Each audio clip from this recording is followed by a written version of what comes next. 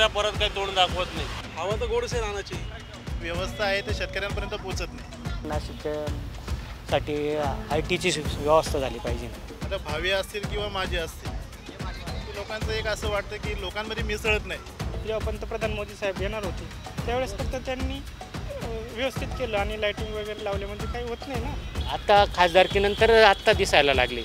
मागच्या निर्यात बंदी केली त्याच्यामुळे शेतकऱ्यांचं नुकसान झालं नाही. मतदान लोकांनी 100% मतदान केलं पाहिजे. नाशिकमध्ये तर मला वाटतं हेमंत गोडसे नक्की येतील. उद्धव ठाकरेंबद्दल लोकांना सहानुभूती आहे. ते इलेक्शनला ते सगळे मतदार दाखवूनच देतील. वोटिंगला आपण प्रत्येकाने गेलंच पाहिजे.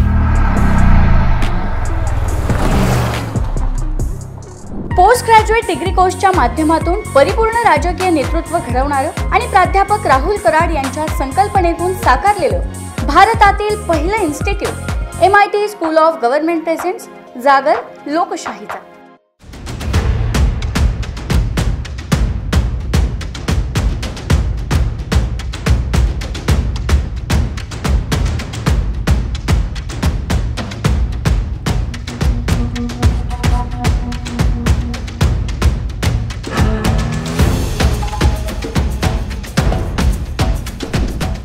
नमस्कार, मी Deepak Darade. For the people न्यूजमध्ये आपलं स्वागत आहे. MIT स्कूल ऑफ गव्हर्नमेंट प्रस्तुत जागर लोकशाहीचा हा जो आपला महाराष्ट्र दौरा सुरू आहे, वेगवेगळ्या लोकसभा मतदारसंघातून आपण जातो आहे आणि त्या ठिकाणच्या मतदारांशी थेट संवाद साधतो आहे. त्यांची मतं, त्यांची भूमिका, त्यांच्या समस्या, त्यांचे प्रश्न हे समजून घेण्याचा हा एक प्रामाणिक प्रयत्न आपण करतो आहे. आणि आत्ता आपण नाशिक लोकसभा मतदारसंघामध्ये हा आपला दौरा आलेला आहे आणि इथल्या आता मतदारांशी आपण बोलणार आहे, त्यांची मतं जाणून घेणार आहे, त्यांच्या भूमिका जाणून घेणार आहे. आपण त्यांच्याशी बोलूयात. इथं काही मतदार आहेत थांबलेले, त्यांच्याशी बोलूयात आपण. नमस्कार दादा, बोला. काय परिस्थिती आहे सध्या नाशिक लोकसभा मतदारसंघात? काय नाही, दोघांची हवा चालू आहे. दोघांची हवा चालू आहे.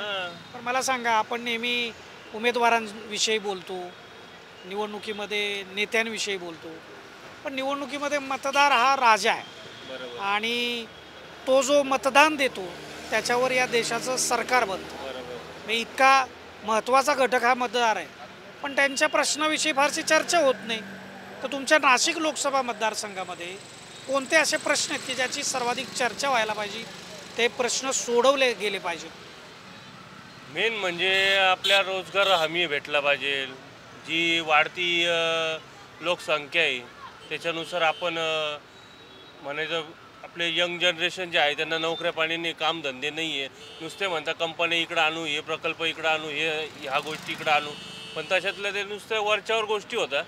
ते सविस्तर तर काही नॅचरली कागदपत्रावर काही दिसत तर नाही. आता एक रोजगाराचा विषय झाला. नाशिक शहर आहे, नाशिक लोकसभा मतदारसंघामध्ये या ठिकाणचे 3 मतदारसंघ येतात आणि जिल्ह्यामधले आणखी इतर मतदारसंघ 3 आहेत. पण मेजॉरिटी जो भाग आहे तो शहराचा आणि ग्रामीण भागाचा. काय परिस्थिती नेमकी, इतर काय प्रश्न आहेत?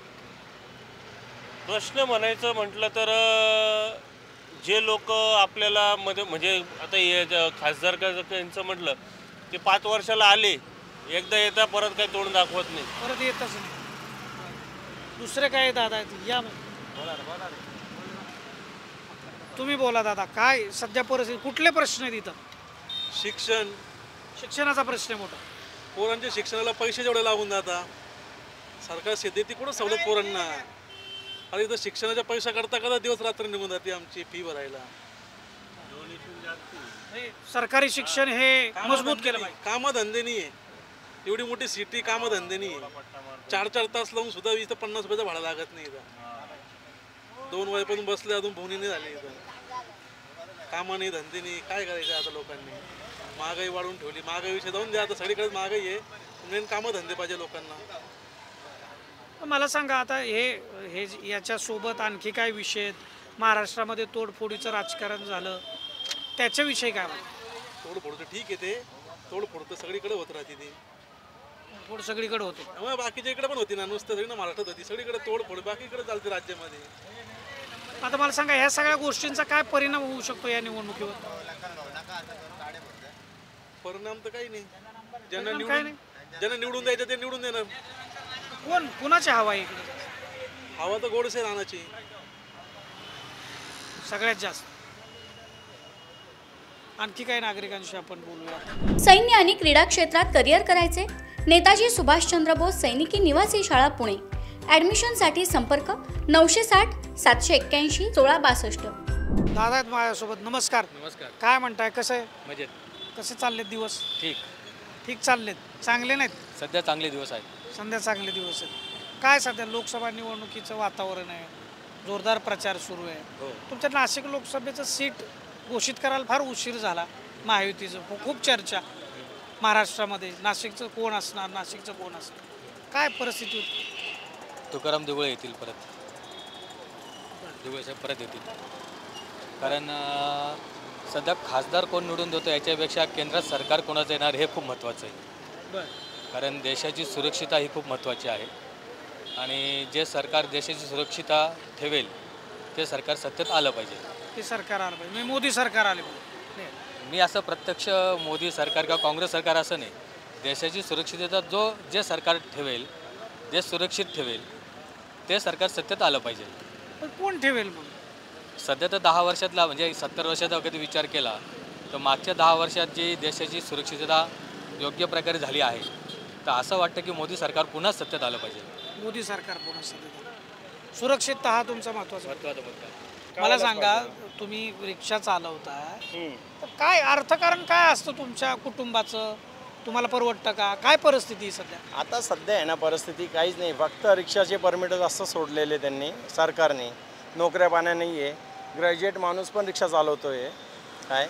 आणि आमच्या हरक्यांची तर काहीच राहिलंच नाही. काहीच मेन शिकून पण सगळं करून पण लोक रिक्षाच चालू राहिले. परमिटच सोडले. फक्त नोकऱ्या पाण्या नाही आहे. रिक्षामध्ये पैसे नाही मिळत. रिक्षामध्ये धंदा नाही ना. लोक रिक्षामध्ये धंदा कसा नाही राहिला माहिती आहे का. रिक्षाचे परमिट एवढे सोडले भरमसाठ का रिक्षावाल्यांना धंदा नाही. कोणाला किती पैसे भेटणार.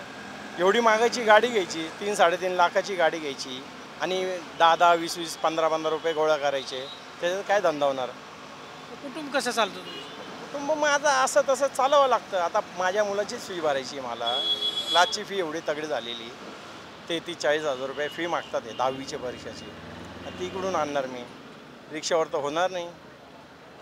बरोबर आहे का? तुम्ही बघितलं म्हणजे काय परिस्थिती आहे. व्यवसाय करतात ते रिक्षाचा ही सगळी मंडळी. पण एक रिक्षा चालकाचा आर्थिक बजेट काय हेच त्यांच्या प्रतिक्रियातून आपल्याला समजतं. आज आणखी लोकांशी आपण बोलूयात, आणखी जाणून घेऊयात. काही नागरिक आहेत इथं नाशिक लोकसभामधले. दादा, सध्या लोकसभा निवडणूक सुरू आहे, काय परिस्थिती इथं? परिस्थिती चांगली आहे, आनंद आहे, सर्वांचा प्रचार चालू आहे. फक्त आम्हाला नाशिकची एक समस्या वाटते की एज्युकेशनच्या बाबतीत तेवढं आम्हाला कोणी केलं तर चांगलीच गोष्ट आहे. काय पण एज्युकेशनच्या बाबतीत काय? IT पार्क वगैरे असे मोठे प्रोडक्ट आले तर कसं आहे की आमचे विद्यार्थी म्हणजे मुलं म्हणा की पुण्याला वगैरे इथून जावं लागतं किंवा मुंबई बँगलोरला जावं लागतं. तर मग नाशिकमध्ये जर एज्युकेशन वाढलं की खूपच चांगलं होईल. तसे IT पार्क इथं व्हायला पाहिजे. रोडांची व्यवस्था तर चांगलीच आहे. रोड वगैरे चांगले आहेत. नाशिक प्रगतिशील आहे. सर्व गोष्टी मुबलक आहेत. पण अजून त्याच्यात काही भर पडली तर अजून नाशिक उद्या असेल बा, एवढंच आमची इच्छा आहे. तुम्हाला काय वाटतं? आम्हाला तेच वाटतं IT पार्क झालं पाहिजे. शेती संलग्न फार विषय नाशिकमध्ये, त्याचा काय? नाही, शेती तशी आमच्याकडे पोषक आहे.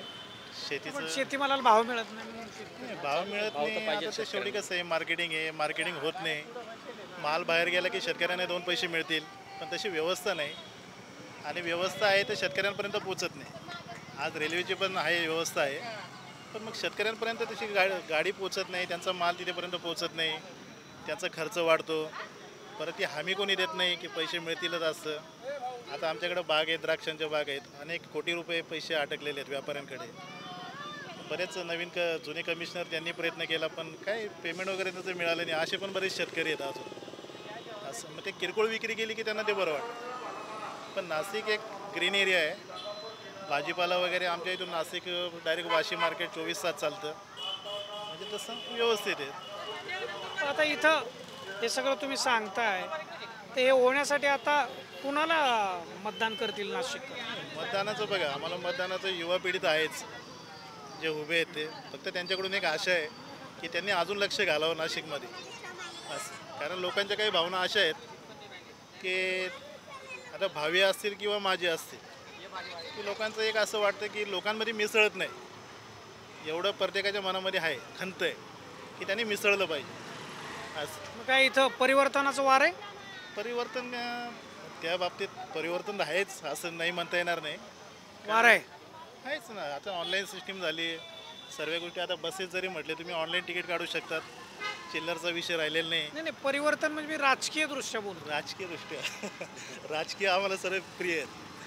सर्व प्रिय आहे. सर्व प्रिय. वा, डिप्लोमॅटिक आन्सर देत आहे तुम्ही. हां, तुम्हाला काय वाटतं? आम्हाला सर्व प्रिय आहे एकदम. सर्व प्रिय आहे. सर्व जे उभे आहेत ते पण चांगले आहे. बरं. नमस्कार दादा. काय झालं हाताला? फ्रॅक्चर झालं. कसं काय? अँगल लागला. बरं बरं. नाशिकमधलेच का? हो नाशिक. काय सध्या लोकसभेची काय परिस्थिती? काय हेमंत आप्पा. हेमंत आप्पा. हेमंत आप्पा.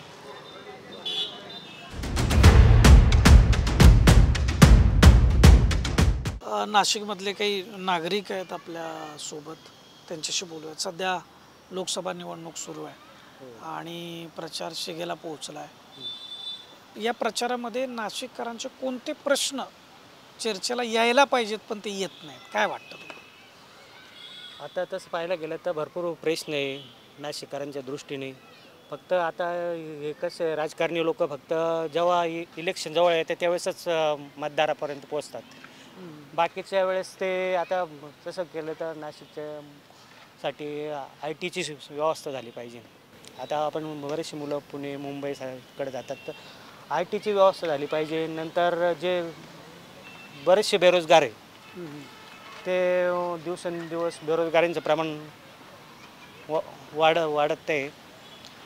बेरोजगारींचं प्रमाण वाढते तर त्या बेरोजगारींच्या प्रमाणाचं काहीतरी सोल्युशन, काहीतरी इथं काही प्रकार म्हणजे इंडस्ट्रीज, तरुणांना रोजगार हवा आहे. आपल्यासोबत काही तरुण पण आहेत. या ना, काय वाटतं तुम्हाला? नाशिकमध्ये त्यांनी सांगितलं की तरुणांसाठी रोजगाराचा हा एक मोठा विषय आहे, तर इथं IT पार्क व्हावं त्यांचं म्हणणं. तुम्हाला काय वेगळे प्रश्न काय? नाही, त्यांचं म्हणणं बरोबर आहे. IT पार्क तर व्हायलाच पाहिजे, कारण की नाशिकसारख्या ठिकाणावरून पुणे किंवा मुंबईला ट्रान्सफर व्हायला लागतं तरुणांना. आणि त्याच्याचबरोबर बऱ्याच समस्या आहे नाशिकमध्ये. नुसतं बेरोजगारी हा तर मेन प्रश्न आहेच, परंतु इतर पण आहे, रस्ते वगैरे आहे बरेच. जर तुम्ही असं बाहेर जरी बघितलं तरी रस्त्यावरती कुठं खोदून ठेवले. आता मागे जेव्हा पंतप्रधान मोदी साहेब येणार होते त्यावेळेस फक्त त्यांनी व्यवस्थित केलं आणि लाईटिंग वगैरे लावले, म्हणजे काही होत नाही ना. आपले जे दररोजचे प्रश्न आहे ते सॉल्व करायला पाहिजे. उगीच कोणी येत आहे म्हणून जर आपण व्यवस्थित करत असेल तर त्याला काही अर्थ राहत नाही, असा विषय आहे. आता हे निवडणूक आहे आणि महाराष्ट्रामध्ये काही विषय खूप चर्चेला येतात की तोडफोडीचं राजकारण आहे. कोणी एकमेकांना, कोण कोणाला गद्दार म्हणतं आहे, कोण कोणाला ओरिजिनल सेना म्हणतं आहे. आता तुमच्या इथं दोन्ही उमेदवार हे खरं तर पूर्वाश्रमीचे शिवसैनिकच आहेत, तर ह्यांच्यातली जी लढत आहे ती कशी होईल? लढत तर चुरशीचीच होणार आहे, कारण की तोडफोडीचं जे राजकारण म्हणतोय आपण ते तर कुठंतरी होत आहे असं वाटतं. सामान्य नागरिकांना त्याच्या म्हणजे तिच्यात मनात असं आतून ते दिसतंय हे सगळं तोडफोडीचे राज. पण ते काय बोलत आता ते इलेक्शनला ते सगळे मतदार दाखवूनच देतील. पण एक माझ्या मते राजभाऊ वाजे हा कसा माणूस आहे, सर्वसामान्य कोणाचा काही कार्यक्रम असो, लग्न असो, मौत असो, कोणता म्हणजे त्या कार्यक्रमाला आवर्जून जाणार आहे. आता हेमंत गोडसे पातेन बऱ्याचशा वेळेस म्हणजे आता खासदारकीनंतर आत्ता दिसायला लागले. पण आता हे जे तुम्ही IT पार्क वगैरे बोलले, इथं IT पार्क आणण्याची धमक कोणामध्ये दिसते? आता तसं तर अनुभवातून जर गेलं तर हेमंत गोडसे आप्पांकडं आहे तो अनुभव. पण त्याच्या आता जर माणूस जर त्यांच्या धरून पकडला तर प्रत्येक वेळेस त्यांना जर दिले आपण संधी दिली तर ते करू शकतात IT पार्कचं. पण आपण जर नवीन उमेदवाराला जर संधी जर दिली, आता राजभाऊ वाजे कसं आहे एकदम धडाडीचं कार्यकर्ता आहे, तर त्याला संधी दिली पाहिजे माझ्या मते. त्याच्यामध्ये त्यांना संधी. तुम्हाला काय वाटतं? नाही, मला तर वाटतं म्हणजे असं पर्सनल वैयक्तिक कोणाला हे असं करता नाही येत आपल्याला, पण त्यांनी स्वतः आत्मपरीक्षण करण्याची गरज आहे सध्या. त्यांनी स्वतः पाहिलं पाहिजे का आपण का निवडून द्यावं, म्हणजे लोकांनी आपल्याला का निवडून द्यावं? मतदारांनी आत्मपरीक्षण केलं पाहिजे का नको? मतदारांनी तर केलंच पाहिजे ना, मतदारांनी तर केलंच पाहिजे. मतदारांनी म्हणजे एकदम जागरूकतेने वोट दिलं पाहिजे आणि वोटिंगला पण प्रत्येकाने गेलंच पाहिजे. कारण की बाहेरचे आपण जर बघितले तर वोटिंग खूपच कमी होतं आहे सध्या. ते 60-65% जर आपण एखादा उमेदवार निवडून देतोय तर ते पूर्ण जनतेचं मतदान होईल असं म्हणता येत नाही ना आपल्याला. कमीत कमी 70-80% तरी वोटिंग गेलं पाहिजे आपलं, त्याच्यातून खरं आपल्याला उमेदवार मिळू शकतो. मग काका, आम्ही जागर लोकशाहीचा उपक्रम घेऊन वेगवेगळ्या लोकसभा मतदारसंघामध्ये जातो. मतदार सेंट्रिक आम्ही त्याचं कव्हरेज करतो आहे. लोकशाहीमध्ये मतदाराला फार महत्त्व आहे, पण मतदाराला त्याचं महत्त्व समजतंय का? नाही, मतदान लोकांनी 100% मतदान केलं पाहिजे. मतदानाच्या वेळी जेव्हा सुट्टी राहते कुठे लोक फिरायला जातात, ते न करता मतदानाचा हक्क बजावला पाहिजे. त्याच्यामुळे तुम्ही देशाचं भवितव्य घडवू शकता. आत्ता देशाचं भवितव्य घडवण्यासाठीच ही निवडणूक होते. तर तुमच्या नाशिक लोकसभा मतदारसंघामध्ये काय परिस्थिती आहे नेमकी?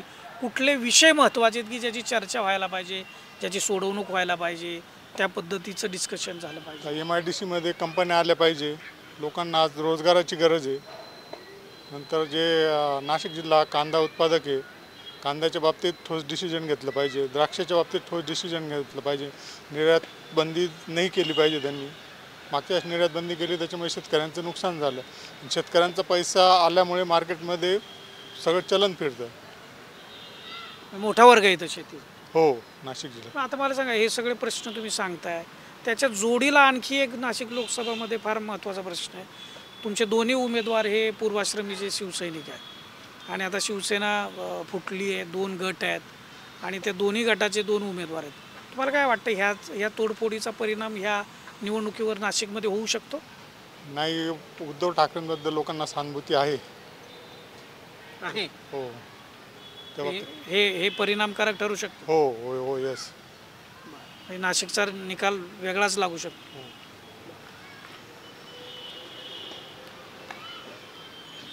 काय सध्या वॉकिंग चाललंय का? हो, वॉकिंग. शरीरासाठी? हो हो, आरोग्यासाठी. आरोग्यासाठी. तुमचं आरोग्य ठीक राहिलं पाहिजे. हो हो. देशाच्या आरोग्याचं काय? देशाचं आरोग्य सांभाळणारे आहे मोदी आहेत. पण आता लोकशाही आहे, निवडणूक आहे लोकशाहीतली, सर्वोच्च निवडणूक आहे. मग आता निवडणुकीच्या संदर्भात नाशिकमध्ये काय चर्चा आहे? नाशिकमध्ये तर मला वाटतं हेमंत गोडसे नक्की येतील. काय कारण, म्हणजे काय 2-4 गोष्टी सांगता येतील, म्हणजे का निवडून येतील? काय, मोदींनी राम मंदिर केलं, त्यामुळे त्यांच्या दृष्टीने रामासारखेच येते, त्यामुळे त्यांनी कॅन्डिडेट चांगलाच उभा केलेला आहे नाशिक. चांगलाच उभा केला, म्हणजे राम मंदिर केलं हा विषय महत्त्वाचा. हो. बाकी इतर रोजगार, उद्योग, इथले व्यवसाय, इथले शेतकऱ्यांचे प्रश्न, याविषयी काय? आता प्रत्येक याच्यानुसार प्रत्येक राजकारणी त्यांच्या परीने करत राहतो, पण महागाई आहे हे, त्यामुळे काय कोणी असो, त्या दृष्टीने मला वाटतं मोदींनी शक्यतो. काय म्हणता दादा, कशा आहात? वॉकिंग चाललंय. आता मला सांगा, लोकसभा निवडणूक सुरू आहे, तुमच्या नाशिक लोकसभामध्ये काय सध्याचं वातावरण? अजून नक्की काही निश्चित नाही. निश्चित नाही. बरं, काय पण हवा कुठली? हवा मला वाटतं वाजेंचंच नाव चांगलं ऐकू येऊ राहिलं. वाजेंचं नाव ऐकू येऊ? राजाभाऊ वाजे. बरं, काय कारण असतील बरं? हो गुरुजी, थांबा ना, मला यायचं काय आता अजून नक्की एवढं काही नाही, पण ऐकलं भाऊ यांना, एक तर वाजेंना वेळ फार मिळाला प्रचाराला.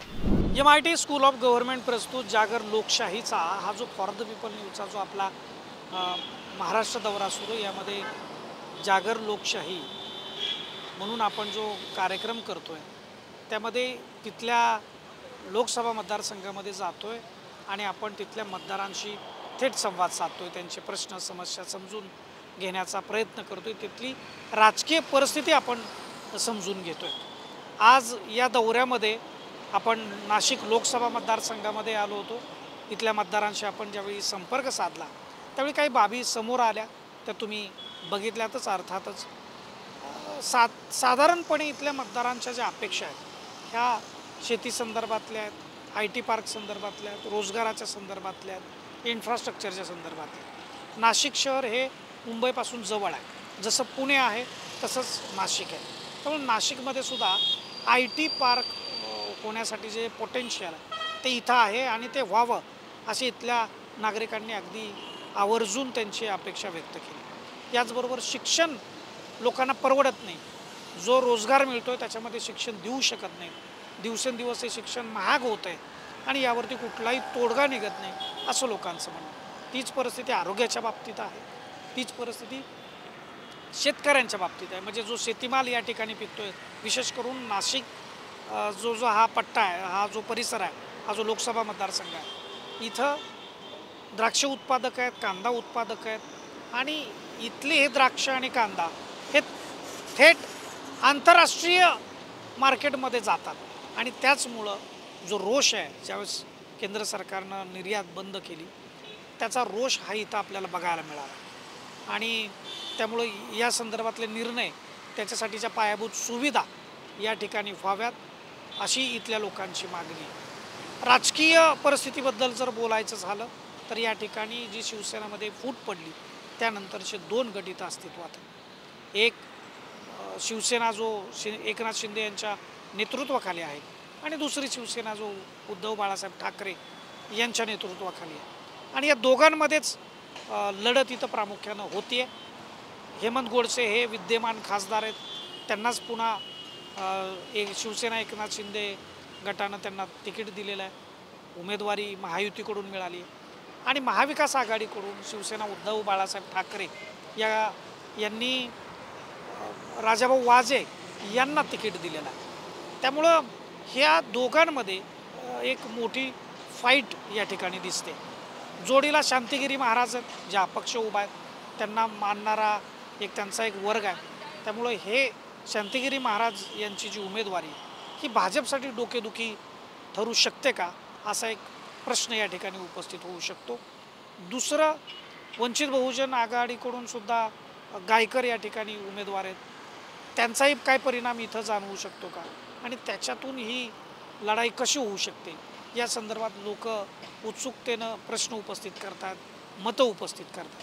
परंतु यावेळची जी इथली लढाई आहे नाशिक लोकसभा मतदारसंघ ही निश्चितपणे जोरदार लढाई होणार आहे आणि परिवर्तन होईल असं अनेकांचं मत आहे।